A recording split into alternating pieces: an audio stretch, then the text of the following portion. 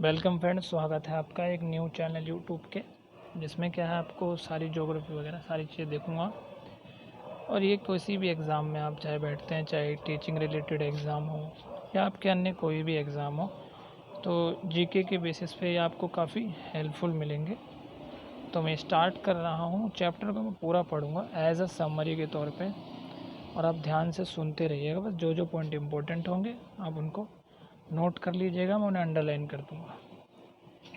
बस आपको ध्यान से चैप्टर को सुनना है, क्योंकि क्लास 6th की और आपका ब्रेन काफ़ी डेवलप हो चुका होगा, तो आसानी से आप इसको समझ सकते हैं। तो यदि हम देखें कि सूर्यास्त के बाद आकाश को देखना कितना अच्छा लगता है। आसमान में पहले 1 या 2 चमकते बिंदु दिखते हैं, लेकिन बाद में इनकी संख्या बढ़ जाती है। आप उनकी गणना नहीं कर सकते। संपूर्ण आकाश छोटी छोटी चमकदार वस्तुओं से भर जाता है, जिसमें से कुछ चमकीले होते हैं एवं कुछ धुंधले प्रतीत होते हैं। तो कहने का मतलब यहाँ तक ये बोला कि कुछ तो चमकीले होते हैं, यानी कि कुछ चमकीले होते हैं और कुछ धुंधले प्रतीत होते हैं। तो एक तरीके से इन्हें हम खगोलीय पिंड कह सकते हैं। आगे देखते हैं। उसमें बोला कि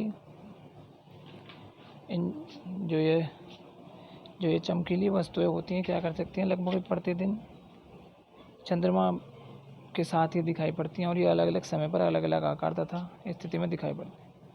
आप पूर्ण चंद्रमा लगभग 1 महीने में एक बार देख पाते हैं, और जिस दिन आप पूर्ण चंद्रमा लगभग 1 महीने में एक बार देखते हैं वो होती है पूर्णिमा। तो हम इसे कह सकते हैं कि जिस दिन आप पूर्ण चंद्रमा देखते हैं, यानी कि जिस दिन आपको पूरा चंद्रमा दिखे, तब हम उसको कह देंगे पूर्णिमा। और वहीं उसी के साथ क्या होता है कि जिस दिन चंद्रमा आपको दिखे ही ना, तो उस दिन हम कह सकते हैं कि अमावस्या है। तो पूर्णिमा क्या होती है? पूर्ण चंद्रमा वाली रात, यानी कि जिस रात को पूरी चंद्रमा दिखे। और जब चंद्रमा दिखे ही ना आपको, तो कहते हैं उसे अमावस्या। उसके आगे क्या होता है कि ऐसी रात में अगर आप आसमान साफ को दिखता है तो अच्छी तरह से अवलोकन, क्योंकि आकाश साफ रहेगा तो आप आसानी से अवलोकन कर सकेंगे। उसके बाद बोला है कि क्या आप इस बात पर आश्चर्य नहीं होता कि हम दिन के समय चंद्रमा इन सभी छोटी चमकीली वस्तुओं को क्यों नहीं देख सकते। तो इस बात को जानकर आश्चर्य नहीं होता कि हम दिन के समय क्यों नहीं देख पाते। तो वजह यही है अत्यधिक तेज प्रकाश, क्योंकि प्रकाश बहुत ज़्यादा तेज़ होता है, जिसकी वजह से क्या होता है कि जो दिन की वस्तुएं हैं चमकती तो रहती हैं, पर प्रकाश इतना ज़्यादा तेज़ होता है कि वो हमें नज़र नहीं आती हैं। अब मेन इम्पोर्टेंट पॉइंट है कि सूर्य, चंद्रमा तथा वह सभी वस्तुएं जो रात के समय आसमान में चमकती हैं उन्हें हम खगोलीय पिंड कहते हैं। दोबारा देखते हैं। ये बोला है कि सूर्य, चंद्रमा और वह सभी वस्तुएं जो रात के समय आसमान में चमकती हैं उन्हें हम खगोलीय पिंड कहते हैं। तो ये बहुत इंपॉर्टेंट है। कह सकते हैं कि सूर्य, चंद्रमा और वह सभी वस्तुएं जो रात के समय क्या होती हैं, आसमान में चमकती हैं, उन्हें हम खगोलीय पिंड कहते हैं। आगे क्या है कि कुछ खगोलीय पिंड बड़े आकार वाले तथा गर्म होते हैं, और ये गैसों से बने होते हैं। तो कुछ खगोलीय पिंड क्या होते हैं कि बड़े आकार वाले, गर्म होते हैं, और ये गैसों से बने होते हैं, और इनके पास अपनी ऊष्मा तथा प्रकाश होता है। तो खगोलीय पिंड की अगर विशेषता हम देखें तो इनकी विशेषता यह है कि ये गैसों से बने होते हैं, और इनके पास अपनी ऊष्मा और प्रकाश होती है, जिसे बहुत बड़ी मात्रा में उत्सर्जित करते हैं। इन खगोलीय पिंडों को तारा भी कहते हैं, और सूर्य क्या है? एक तारा है। तो अब आप देख सकते हैं कि खगोलीय पिंड क्या है।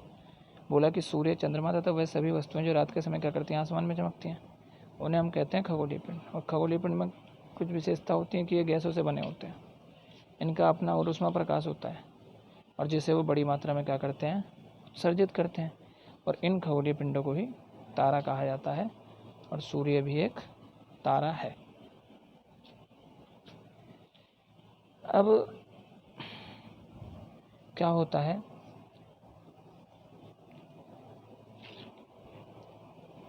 कि रात के समय चमकते हुए अनगिनत तारे सूर्य के समान ही दिखाई देते हैं, लेकिन हमसे बहुत दूर होने के कारण हम लोगों को उसकी ऊष्मा या प्रकाश महसूस नहीं कर पाते, तथा वे अत्यंत छोटे दिखाई पड़ते हैं। और आपने अवश्य देखा होगा कि कुछ दूरी से देखने पर सभी वस्तुएं छोटी दिखाई पड़ती हैं, और अत्यधिक ऊंचाई पर उड़ रहा हवाई जहाज भी उतना ही छोटा दिखा। तो कहने का मतलब यह है कि जो हमारे तारे हैं, जैसे ये जो तारे आपको दिख रहे हैं, ये जो तारे दिख रहे हैं आपको, ये क्या होता है कि बहुत हैं तो बड़े आकार में, लेकिन हमसे ना बहुत दूर है।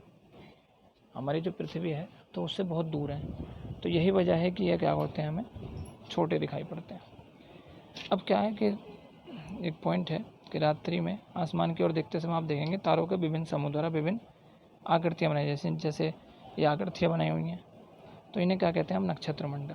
दोबारा देखते हैं क्या कहा है कि रात्रि को आसमान की ओर देखते समय, यहाँ से छोड़ देते हैं, यहाँ से देखा कि तारों के क्या कहेंगे यहाँ से, कि हम देखेंगे कि तारों के विभिन्न समूह द्वारा बनाई गई आकृति को ही नक्षत्र मंडल कहते हैं। और इसके अंदर भाग होते हैं अर्सा मेजर और बिग बियर। तो क्या कह सकते हैं कि तारों के विभिन्न समूह द्वारा बनाई गई विविध आकृतियों को ही नक्षत्र मंडल कहते हैं, जिसमें अर्सा मेजर भी है या बिग बियर, दोनों मतलब एक ही है। तो इसी प्रकार का एक नक्षत्र मंडल है ये नक्षत्र मंडल है, अर्सा मेजर या बिग बियर, और बहुत आसानी से पहचान में आने वाला नक्षत्र मंडल है। अन्य नामों से जानते हैं स्मॉल बियर या सप्तऋषि।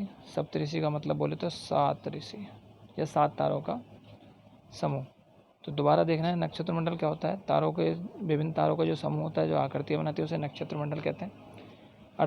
अर्सा मेजर या बिग बियर इसी प्रकार का एक नक्षत्र मंडल है और बहुत आसानी से पहचान में आने वाला नक्षत्र मंडल है, यानी कि दिख जाता है। और स्मॉल बियर या सप्तऋषि भी 7 तारों का समूह है। और ये क्या है कि एक बड़े नक्षत्र मंडल अर्सा मेजर का ही भाग है, ठीक है, सप्तऋषि। अब आगे क्या है कि व्यक्ति से कहिए कि वह आपको आसमान की ओर देखे और तारे नक्षत्र मंडल वगैरह देखे, तो पहले क्या होता था कि लोग रात्रि के समय क्या करते थे? समय का निर्धारण करते, दिशा का निर्धारण करने के लिए ध्रुव तारे का यूज़ करते थे। ध्रुव तारा क्या होता था? ये हमेशा एक ही स्थान पर होता है और हमेशा उत्तर की तरफ ही क्या करता है? ये दिखाता है। तो ध्रुव तारे की स्थिति को जान सकते हैं हम। अब देखते हैं कैसे ध्रुव तारा। तो इस डायग्राम में देखते हैं, जैसे ये अभी देखिए, ये जो हमारे ये हैं, ये 7 तारों का समूह, 2 2 4 6 7, और ये जो हमारा ये दिख रहा है, ये ध्रुव तारा है। ये जो हमारा दिख रहा है ये ध्रुव तारा, ये 7 तारों का समूह, और ये सीधा देखेंगे तो ध्रुव तारा। तो इससे हम कह सकते हैं कि ध्रुव तारा क्या होता है? हमेशा उत्तर दिशा में रहता है।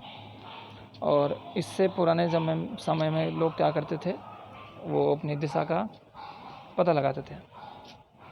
अब आगे क्या है कि कुछ खगोलीय पिंड में अपना ऊष्मा प्रकाश नहीं होता। खगोलीय पिंड को अभी तक आपने देखा कि इनका अपना ऊष्मा प्रकाश होता है, जो भारी मात्रा में क्या करते हैं? उत्सर्जित करते हैं। लेकिन कुछ खगोलीय पिंड होते हैं, इनका अपना ऊष्मा प्रकाश नहीं होता।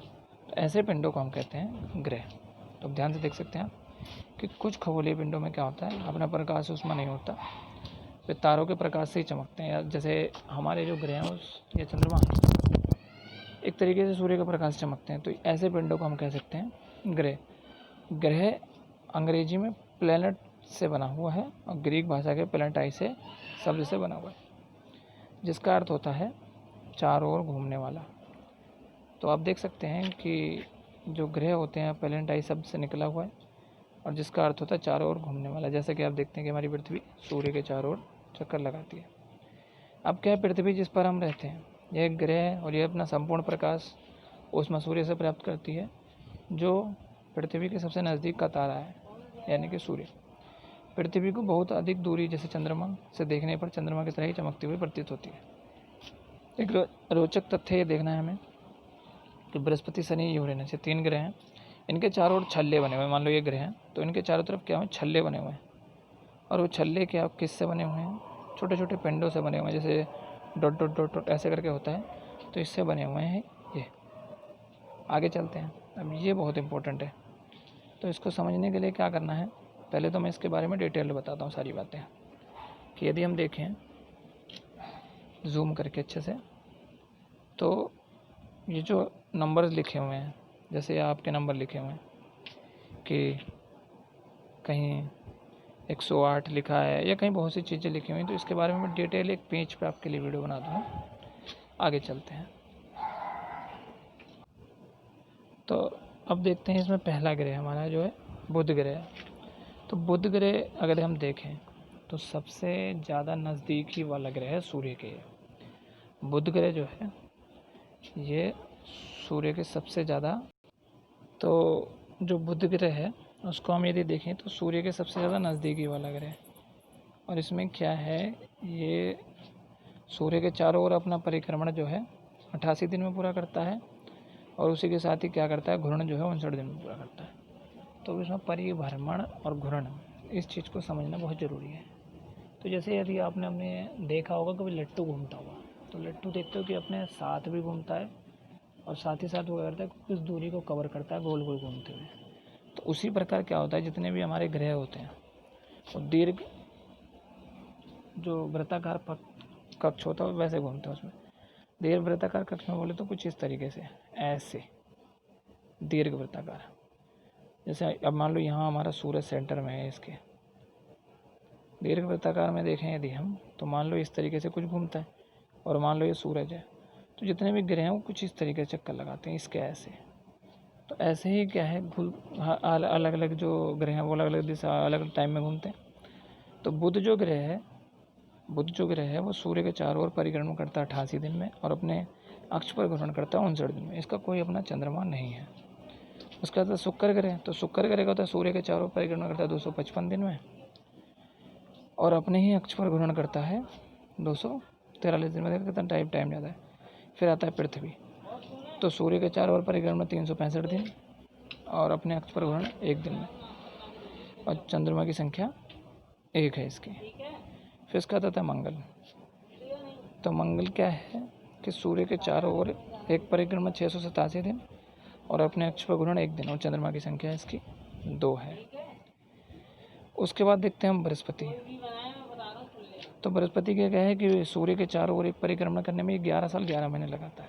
11 साल 11 महीने का एवरेजन समय लगाता है, और लगभग 12 साल मान सकते हैं। और ये क्या करता है कि घूर्णन 9 घंटे करता है, एवरेजन 10 घंटे मान सकते हैं। चंद्रमा की संख्या 16 है। फिर आता है शनि।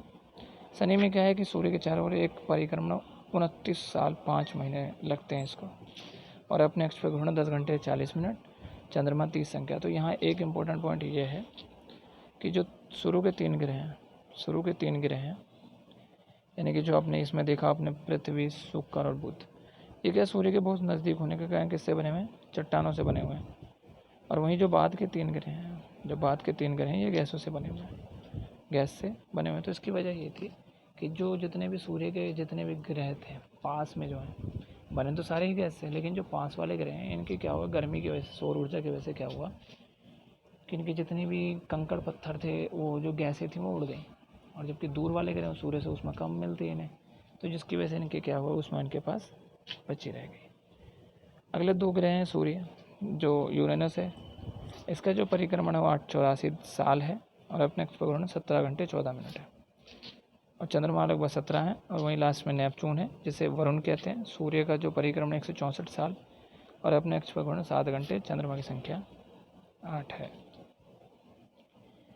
अब आगे देखते हैं कि क्या आप जानते हैं, उसमें इन्होंने कहा है कि क्या आप जानते हैं। तो एक तथ्य होता है कि पौराणिक कथाओं में क्या करते थे, 16 सूर्य देवताओं कहते थे। इसका मतलब होता है सौरमंडल। ठीक है, तो वो हम सौरमंडल की बात करेंगे।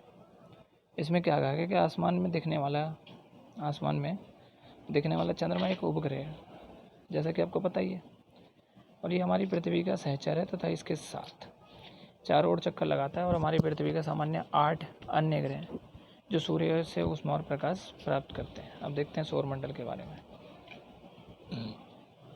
तो सौरमंडल में देखने से पहले क्या है, आपको समझना होता क्या।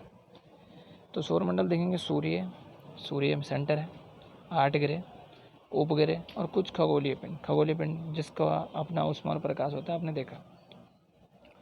तो सूर्य, 8 ग्रह, उपग्रह तथा कुछ खगोलीय पिंड जैसे क्षुद्र ग्रह, उल्का पिंड मिलकर क्या करते हैं, सौरमंडल का निर्माण करते हैं। तो सौरमंडल क्या हो गया कि सूर्य, 8 ग्रह, उपग्रह और कुछ खगोलीय पिंड जिसमें क्षुद्र ग्रह या उल्का क्या करते हैं, मिलकर सौरमंडल का निर्माण करते हैं। अब सूर्य के बारे में देखते हैं।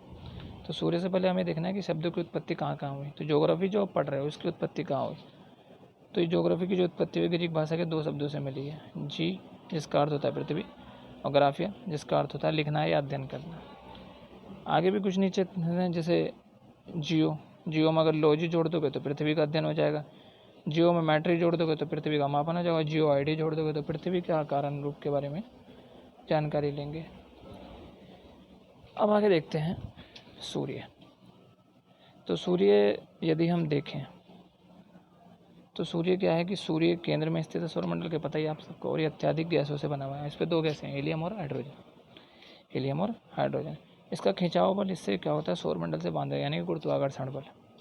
सूर्य सौरमंडल के लिए एक ऊष्मा का एक प्रकाश के लिए जरूरी है, लेकिन इसकी अत्यधिक तेज ऊष्मा को महसूस नहीं कर सकते। ठीक है। और क्योंकि सबसे नज़दीक का तारा होने के बावजूद भी हमसे, यानी कि पृथ्वी से कितना दूर है, 15 करोड़ किलोमीटर दूर है। कितना ज़्यादा दूर है, 15 करोड़ किलोमीटर दूर है सूर्य।